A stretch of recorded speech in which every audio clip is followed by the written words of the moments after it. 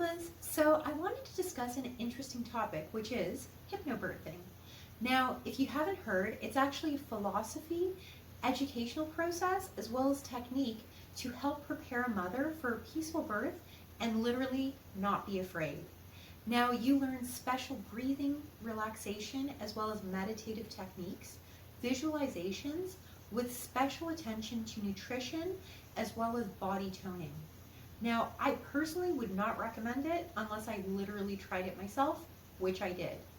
Now, what actually prompted me to try hypnobirthing were literally all of the literal horrendous stories I received from like my mom, my aunts, friends, and even strangers telling me about like how terrible their birthing process was and all of the gory details. The tension and anxiety that it created for me when I was pregnant was so strong, I literally had to research an alternative and found that hypnobirthing was literally like very soothing, very easy to implement, and just gave me my confidence back. Now, hypnobirthing was actually so effective, I did not need nor want an epidural, and I literally completely freaked my husband out because I did not scream, and like not even once, and he had heard all of these horror stories as well.